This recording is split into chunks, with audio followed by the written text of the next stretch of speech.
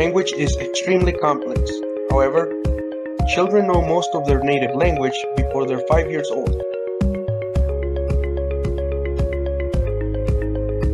What is the innateness hypothesis? Children do not have to learn universal principles such as structured dependency. They only have to learn the language-specific aspects of grammar.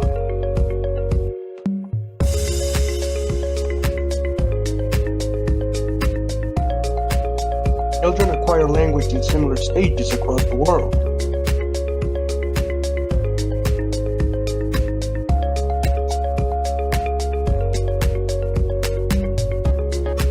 Perception and production of speech sounds. Children have the ability to identify and recognize speech sounds.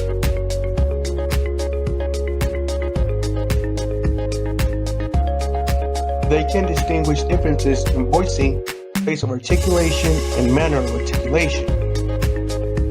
But they do not react to non-linguistic aspects of speech, such as loudness, gender-based pitch differences, etc.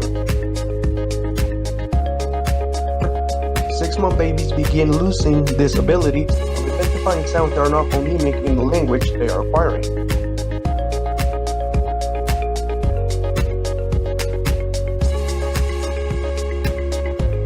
Acquiring language don't speak a degenerate version of the adult language. Instead, they speak a version of the language that confirms the rest of grammatical rules they have developed at that stage of acquisition.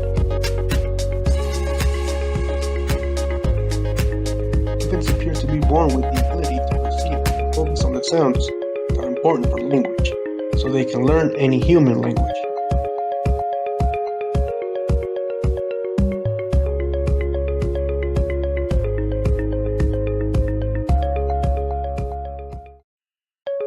Cognitive, social, and linguistic development. The child becomes a carrier of both word and concept and a social creature.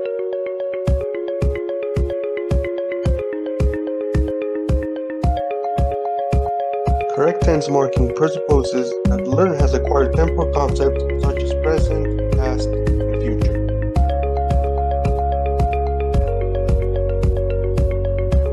Social development. Learning the first language is but one part of the young child's overall development into a fully fledged member of society. Language enables a child to express feelings, ideas, wishes in a socially accepted manner. The child learns that it's not advisable to speak one's mind at all times, in any way, or to anyone.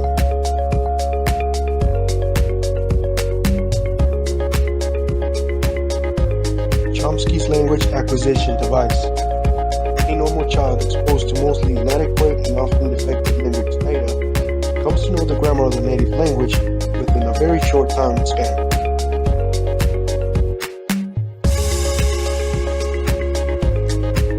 These issues, cognitive, social, and linguistic development, the language acquisition device have some influence on bilingual as well as monolingual first language acquisition.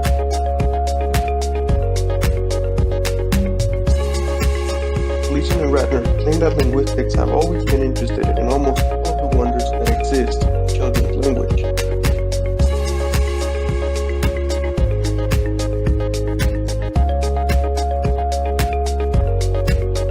Although born without language, before the age of 3, children typically can learn thousands of vocabulary, grammar, and the phonological system, and the rules complex language to be used in communication activities in the community.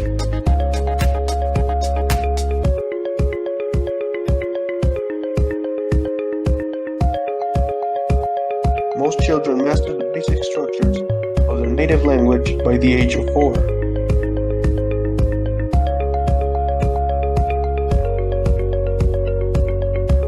Progression of language acquisition. This throws light on our cognitive development and as such, help us to better understand our psychological makeup.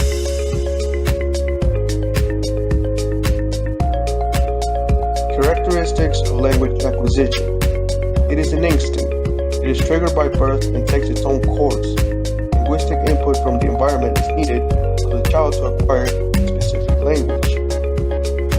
It is very rapid. The amount of time required to acquire a native language is quite short, very short compared to learning a second language successfully. successfully.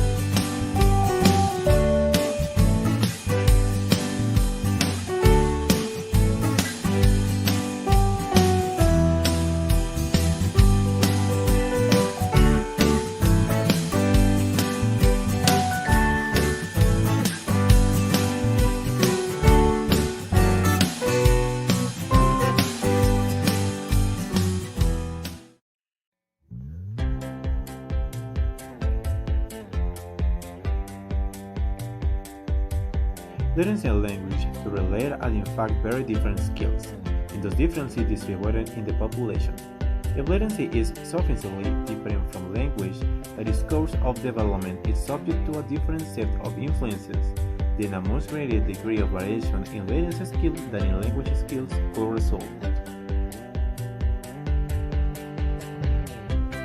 Learning to read and learning to talk are both challenging tasks, in part because the systems which must be acquired are complex. Furthermore, where the minds require a complex mapping of form of the meaning. That learning language and learning latency are complex tasks is evident in the length of the time taken children to master them.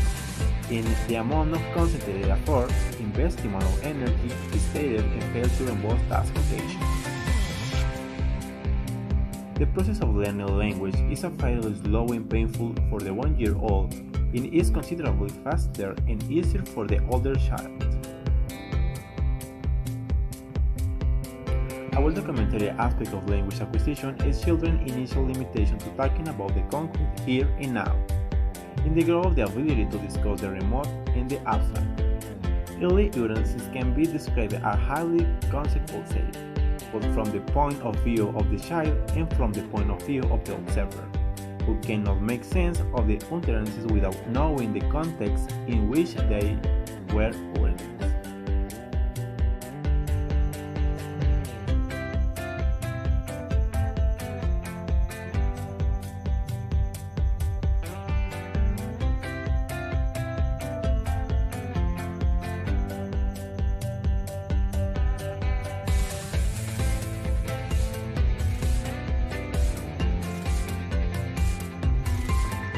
The nature of the social interactive factors that contribute to acquisition in the child's increasing ability to perform the tasks required without the support of social, physical, or historical context.